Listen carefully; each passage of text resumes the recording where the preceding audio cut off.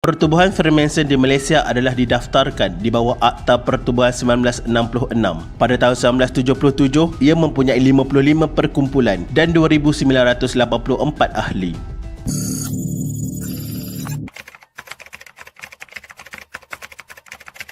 Yahudi Malaysia adalah istilah yang digunakan untuk merujuk kepada orang-orang Yahudi yang tinggal di Malaysia atau yang berasal dari negara ini. Sejumlah kaum ini pernah hidup secara terbuka di negeri Pulau Pinang sehingga ke arah akhir 1970-an.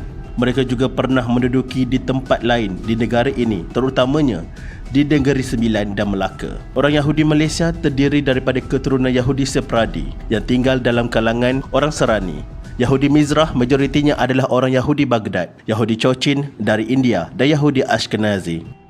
Orang Yahudi pertama yang telah tiba dan mendiami tanah Melayu adalah Ezekiel Aaron Manasseh. Beliau telah berhijrah dari Baghdad pada tahun 1895. Menurut sumber, Manasseh mengamalkan kehidupan dan budaya Yahudi selama 30 tahun sehingga selepas Perang Dunia Pertama. Ketika itu populasi masyarakat Yahudi yang berhijrah dan mendiami tanah Melayu semakin meningkat.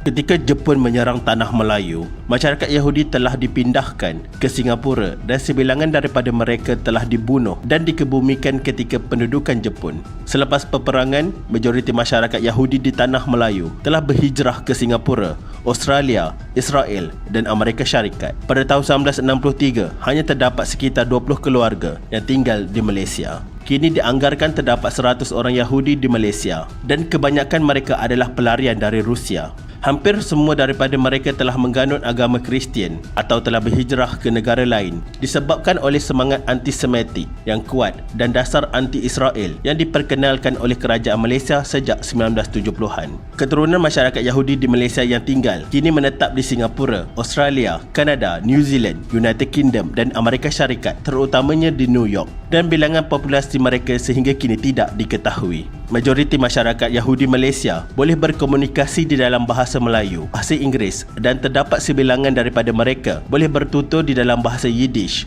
Parsi, Ibrani dan Arab. Tanah perkuburan Yahudi di Pulau Pinang telah ditubuhkan pada tahun 1805 dan adalah dipercayai ia merupakan tanah perkuburan Yahudi yang tertua di Malaysia. Berukuran 38,087 kaki persegi. Ia terletak di Jalan Zainal Abidin. Sebelum ini dikenali sebagai Jalan Yahudi. Kubur tertua di kawasan perkuburan tersebut bertarikh 9 Julai 1805 dan ia dimiliki oleh Puan Shoshan Levy. Dianggarkan terdapat 106 buah kubur dan kubur yang terbaru di situ adalah ketika tahun 1978. Satu-satunya rumah ibadat Yahudi, Sauma'ah, di Pulau Pinang yang terletak di Jalan Nagor telah ditutup pada tahun 1976.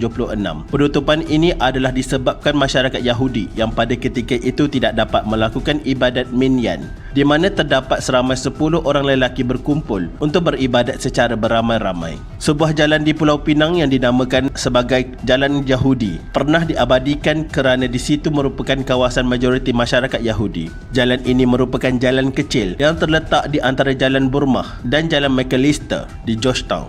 Kini, nama jalan tersebut telah ditukarkan kepada Jalan Zainal Abidin dan ini telah memadamkan salah satu daripada legasi kewujudan Yahudi di Malaysia.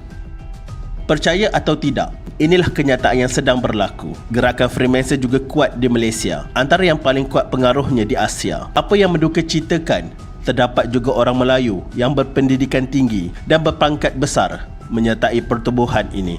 Hanya kerana harta dan kekuasaan, mereka sanggup menjual agama mereka. Pertubuhan Freemason di Malaysia adalah didaftarkan di bawah Akta Pertubuhan 1966. Pada tahun 1977, ia mempunyai 55 perkumpulan dan 2,984 ahli.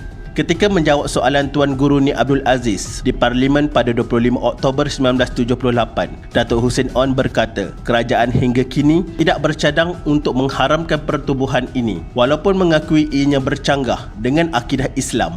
Dan ramai golongan elit dan berpengaruh dari kalangan umat Islam di negara ini menyertainya. Freemasonry serta tunjang Zionisme telah lama bertapak di Malaysia.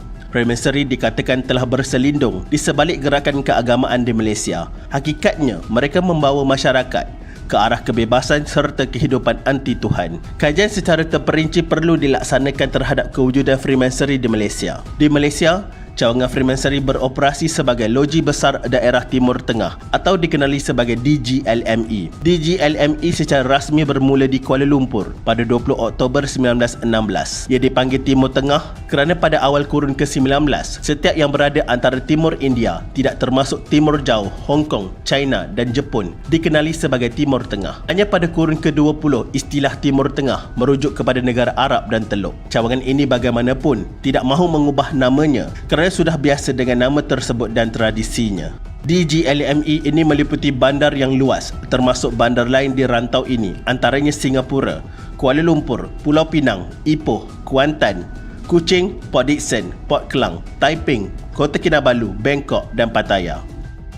Di Malaysia terdapat 12 loji Freemason, manakala Thailand hanya ada 4 sahaja. Di Bukit Jalil, terdapat sebuah bangunan Freemason terbesar di Asia. Ianya cukup besar untuk menampung ribuan pengikut Freemason dalam satu-satu masa. Untuk kisah ini akan dikupas untuk satu edisi khas.